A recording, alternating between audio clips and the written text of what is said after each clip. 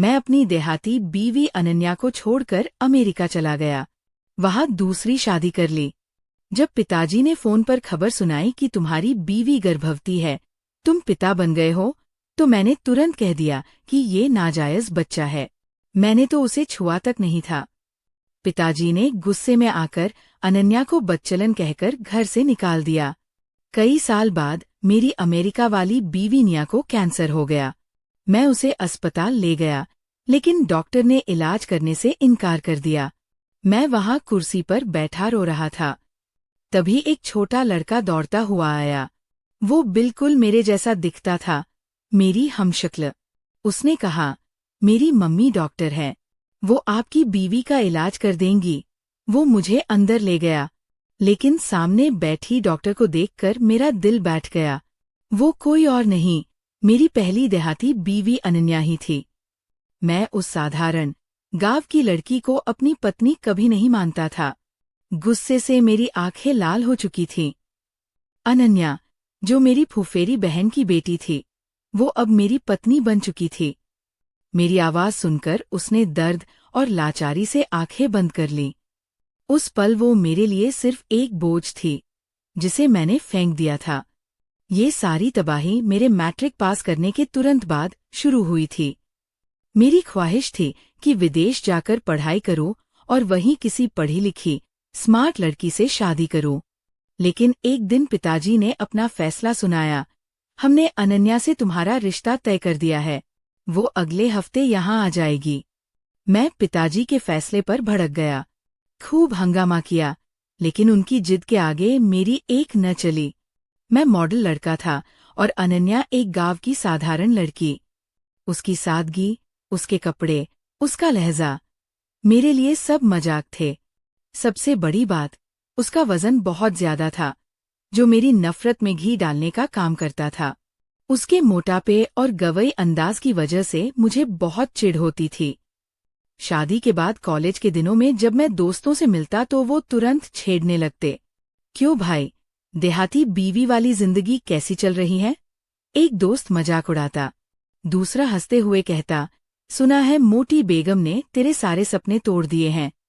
ये ताने मेरे घमंड को कुचलते थे और अनन्या के लिए मेरी नफरत और गहरी होती जाती थी। मेरे दिमाग में एक खूबसूरत, स्मार्ट और मेरे लेवल की हमसफर का ख्याल था, जो मेरे साथ कदम से कदम मिलाकर चले। अनन्या उस ख्याल से बिल्कुल उलट थी। वो मेडिकल की छात्रा थी और बहुत होशियार थी। मैंने कई बार उसे रात को किताबें पढ़ते देखा था, लेकिन मैंने जानबूझकर इस सच को नजरअंदाज किया। मेरे लिए उसका मोटा होना और गांव का लहजा बर्दाश्त करना नामुमकिन था। मैंने उसे सिर्फ एक नजर से देखा, साधारण और देहाती। तुम्हें क्या लगता है, मैं कभी तुम्हें कबूल कर लूंगा? एक दिन मैंने गुस्से से उसके कमरे के दरवाजे पर खड़े होकर कहा, मेरे सपने बहुत बड़े हैं, तुम मेरे लिए एक दीवार हो, जिसे मुझे गिराना है। अनन्या ने नरमी से जवाब दिया, मुझे मालूम है आरव, आप मुझसे शादी नहीं करना चाहते थे। मैंने पिताजी की बात नहीं टाली, लेकिन मैं आपके रास्ते में कभी नहीं आऊंगी। उसकी ये मासूमियत और खामोशी मुझे और गुस्सा दिलाती थी। मैं चाहता था कि वो मुझसे लड़े, अपना हक मांगे, ताकि मुझे तलाक देने का पक्का बहाना मिल जाए। लेकिन उसकी खामोशी मेरी नफरत को और ताकत दे रही थी। मैं दिन रात उसे नजरअंदाज करता, घर में ऐसे रहता जैसे वो कोई अजनबी हो। कोशिश करता कि मेरा रास्ता उसके रास्ते से न गुजरे। मैंने तय कर लिया था कि ये रिश्ता ज्यादा दिन नहीं चलेगा। जैसे ही मौका मिलेगा, मैं इसे छोड़ दूंगा। मेरे अंदर उसके लिए नफरत का बीज गहराई तक जड़ जमाए बैठा था। मैं इस बात पर हैरान था कि एक लड़की मेडिकल की छात्रा होने के बावजूद कैसे इतनी मोटी हो सकती है। मैं उसकी काबिलियत को जानबूझकर नजरअंदाज करता और सिर्फ उसकी बाहरी कमियों को अपनी नफरत का कारण बनाता। एक रात वो मेरे कमरे के दरवाजे पर धीरे से खड़ी हुई। क्या मैं अंदर आ सकती हूँ? मुझे आपसे कुछ बात करनी है, उसने धीमी आवाज में पूछा। मैंने किताब से नजर उठाए बिना सख्ती से कहा, ये मेरा कमरा है अनन्या, यहाँ तुम्हारे लिए कोई जगह नहीं, और तुम्हारे पास मुझसे बात करने लायक कुछ जरूरी नहीं हो सकता। जाओ, अपनी पढ़ाई पर ध्यान दो। वो चुपचाप चली गई। मैंने खुद को विजेता महसूस किया। मैंने अपना कमरा अपना किला बना लिया था और उसे पूरी तरह नजरअंदाज कर दिया। न उसका चेहरा देखना गवारा किया, न उसके साथ बैठकर एक पल बात की। मैंने उसे अपने दिल से निकाल फेंका था, ये सोचे बिना कि मेरा ये रवैया उस पर क्या असर डालेगा। मेरा सारा ध्यान यूनिवर्सिटी में बेहतरीन नंबर लाने और विदेश की पढ़ाई की तैयारी पर था। यहाँ अनन्या मेरे लिए एक रुकावट थी और मैं जल्दी इस रुकावट को हटाकर अपने सपनों की उड़ान भरना चाहता था। यूनिवर्सिटी की डिग्री पूरी हुई तो एक दिन मेरे कमरे में खुशी का तूफान आ गया। मुझे हार्वर्ड यूनिवर्सिटी से दाखिले की पुष्टि और अच्छी स्कॉलरशिप मिल चुकी थी। ये मेरी सालों की मेहनत का फल था। लेकिन इस खुशी में एक बोझ भी था, अनन्या। जब मैं ये खबर लेकर पिताजी के पास गया तो उनके चेहरे पर पहले गर्व की चमक आई। लेकिन जैसे ही मैंने कहा कि मैं जल्दी अमेरिका रवाना हो रहा हूँ, उनकी भौहें चढ़ गईं। तुम क्या कह रहे हो आरव? पिताजी ने सख्त आवाज में पूछा।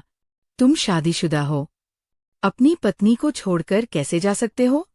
मैंने कंधे उचकाए। पिताजी, ये मेरी पढ़ाई और करियर का मामला है। आप जानते हैं, मैंने हमेशा ये सपना देखा है। मैं वहाँ पढ़ाई के दौरान इस बोझ को साथ नहीं रख सकता। अनन्या का माहौल अलग होगा, मेरा ध्यान भटक जाएगा। बोझ? पिताजी का लहजा गुस्से से दहक रहा था। शर्म करो, ये तुम्हारी पत्नी है। अगर जाना ही है तो या तो इसे साथ ले जाओ या तलाक देकर जाओ। उन्होंने मेज पर जोर से हाथ मारा। मैं अंदर ही अंदर भड़क उठा। तलाक देना मेरे लिए मुश्किल नहीं था, लेकिन इससे पिताजी को सदमा लगता और वे मुझे संपत्ति से बेदखल कर सकते थे।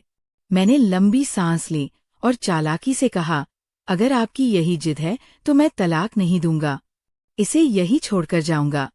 आपको भी पता है, हमारे बीच कोई रिश्ता नहीं है।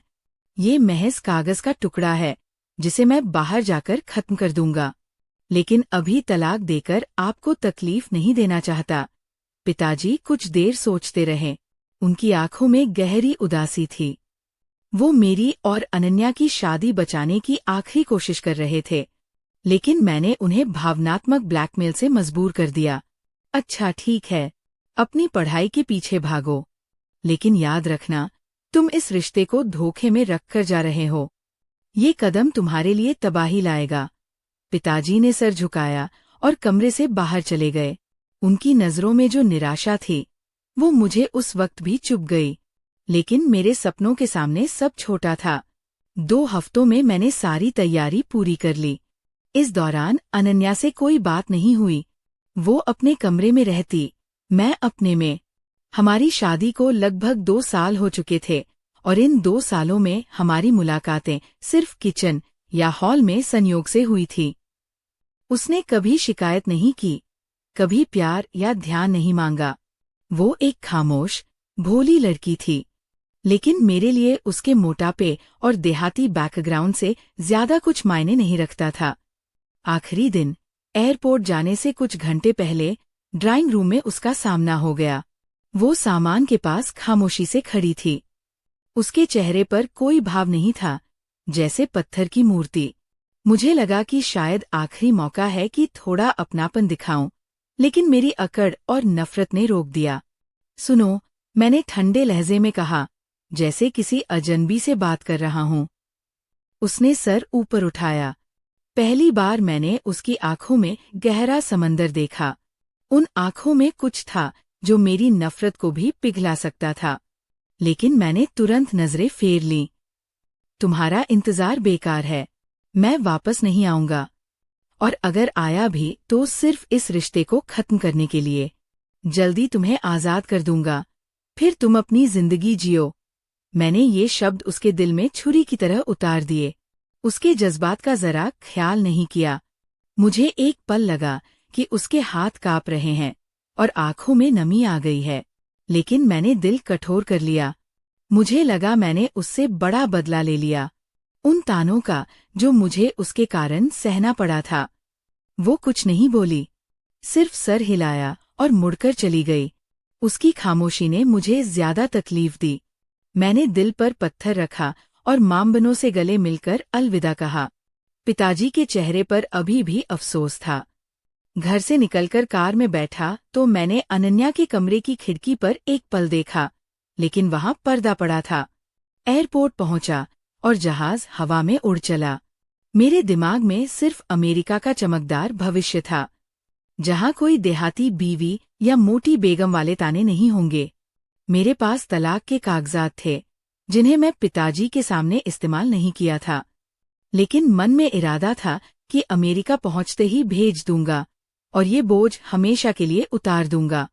जहाज की खिड़की से बादलों को देखते हुए मैंने खुद से वादा किया कि वापस आकर इन नाममात्र के रिश्तों को खत्म कर दूंगा।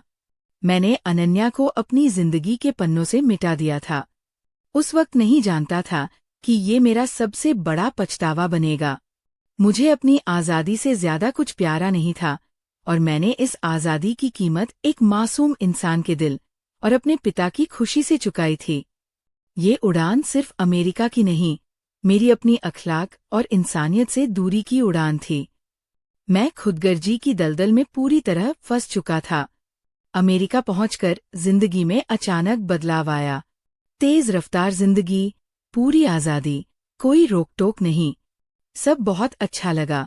मैंने यूनिवर्सिटी में दाखिला लिया और पढ़ाई में व्यस्त हो गया। ये एक नई दुनिया थी, जहां मेरे देश के खानदानी बंधन और रस्म रिवाजों की कोई अहमियत नहीं थी। सबसे पहले मैंने आज़ाद होने का फैसला किया। लगभग 1 साल बाद मेरी मुलाकात निया से हुई। वो मेरी ही यूनिवर्सिटी में थी। खूबसूरत, मॉडर्न अमेरिकन लड़की। उसकी शख्सियत में बोल्ड अंदाज था। निया मेरी सोच से बिल्कुल मिलती थी। समाज से आज़ाद, किसी जज्बाती बोझ से मुक्त। उसकी पतली कमर, खूबसूरत मुस्कान और आज़ाद ख्यालों ने मुझे खींच लिया। जल्दी ही मैंने पुरानी जिंदगी के सारे रिश्ते भुलाकर निया से शादी कर ली, ये जानते हुए भी कि अनन्या कानूनी रूप से अभी मेरी पत्नी है। मेरे लिए अनन्या सिर्फ पुराना पछतावा थी, जिसे मैंने दिमाग से निकाल दिया था। फोन उठाकर पिताजी को दूसरी शादी की खबर दी। पिताजी, मैंने शादी कर ली है, निया से। दूसरी तरफ पूरी खामोशी छा गई। वो खामोशी जो रीढ़ की हड्डी में सर्दी पैदा कर दे। मैं इंतजार कर रहा था कि वो चीखेंगे, नाराज होंगे, लेकिन खामोशी ज्यादा डरावनी थी। फिर आवाज आई, तुमने हमारा सर शर्म से झुका दिया है आरव। एक देहाती लड़की को बीवी नहीं स्वीकार कर सके तो दूसरे से शादी का हक मिल गया। आज से इस घर का तुमसे कोई वास्ता नहीं। तुम हमारे लिए मर चुके हो। फोन कट गया। मेरे कानों में वो जुमला गूंजता रहा। जिस पिता के गर्व के लिए मैं सब कर रहा था, वो मुझसे नाराज थे। मैंने अनन्या को तलाक के कागजात भेज दिए। 3 दिन बाद हस्ताक्षरित जवाब मिला। उसने बिना सवाल, बिना शिकायत के मुझे आज़ाद कर दिया। मुझे लगा मैं आज़ाद हो गया, लेकिन अंदर एक खालीपन पैदा हो रहा था, जिसे मैं नजरअंदाज कर रहा था। निया के साथ जिंदगी शुरू में बहुत अच्छी रही।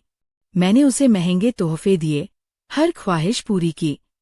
खूबसूरत अपार्टमेंट लिया, पार्टी होती, दोस्त आते और रंगीन जिंदगी का मजा लेता। लेकिन जल्दी ही खूबसूरत जिंदगी के पीछे का सच सामने आया। निया को मुझसे नहीं, मेरे पैसों से प्यार था। वो अय्याश थी, मेरे पैसे उड़ाती। अगर महंगा तोहफा न दूं तो रवैया बदल जाता। एक रात सुना, वो किसी से फोन पर कह रही थी, हाँ, उसके पास ढेर सारा पैसा है, जैसे ही डिग्री मिलेगी छोड़ दूंगी। मेरा दिल टूट गया। जिस आज़ादी और मोहब्बत के पीछे भागा था, वो सब झूठ निकला। घर ठंडा और खाली हो गया। मैं पढ़ाई में ध्यान लगाने लगा। निया से रिश्ता तोड़ने की हिम्मत नहीं थी। डर था कि अमेरिका में अकेला रह जाऊंगा। मेरी शादीशुदा जिंदगी उजाड़ बन चुकी थी। दिल पर बोझ था कि एक मासूम अनन्या को सिर्फ खुदगर्जी से छोड़ा था। पिताजी की नाराजगी हर वक्त गूंजती। बाहर से जिंदगी चमकदार, अंदर से मैं टूट रहा था। निया ने मुझे आर्थिक और भावनात्मक रूप से निचोड़ना शुरू कर दिया। मैं इस जेल से निकलने का रास्ता तलाश रहा था। माता पिता और घर की याद सताने लगी, लेकिन लौट नहीं सकता था। सब रिश्ते तोड़ चुका था। निया की बेवफाई और बदचलनी ने मुझे तोड़ दिया। आखिरकार एक कड़वी बहस के बाद तलाक दे दिया। अदालत के चक्कर और पैसों का नुकसान, मैं लगभग खाली हो गया। अकेला रह गया। पढ़ाई पूरी, अच्छी नौकरी, लेकिन घर खाली। गहरा अकेलापन और पछतावा घेर लिया। हर वक्त पिताजी के शब्द याद आते, तुमने हमारा सर शर्म से झुका दिया। काश उनकी बात मान ली होती। निया के साथ 5 साल एक अजाब थे। अब एहसास हुआ कि रिश्ते का सुकून बाहरी खूबसूरती में नहीं होता। एक शाम दिल बहुत भारी था। शहर के पार्क में बेंच पर बैठ गया। सूरज डूब रहा था। नजर एक हंसते बच्चे पर पड़ी। उसकी हंसी मासूम, शक्ल में अजीब आकर्षण। वो खेलता हुआ मेरे पास आया। गेंद मेरे पैरों में रुक गई। मैंने मुस्कुराकर गेंद लौटाई। हेलो, तुम अकेले खेल रहे हो? वो मुस्कुराया। उसकी मुस्कान ने दिल में ठंडक पैदा की। हेलो, मेरा नाम आदित्य है। नहीं, मैं अकेला नहीं। मेरी मम्मी पास ही है। मैंने पूछा, पापा कहाँ है?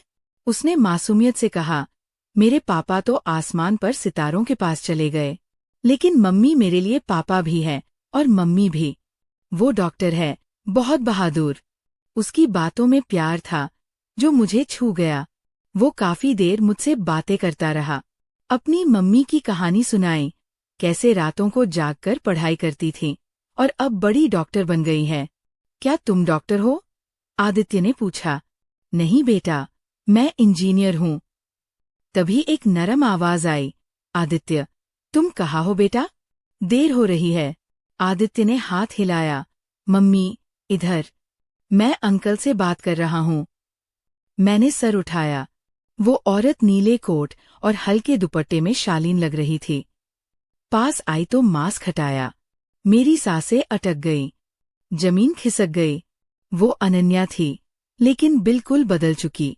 अब मोटी देहाती लड़की नहीं, पतली, खूबसूरत, आत्मविश्वास से भरी महिला। चेहरे पर शांति और गरिमा।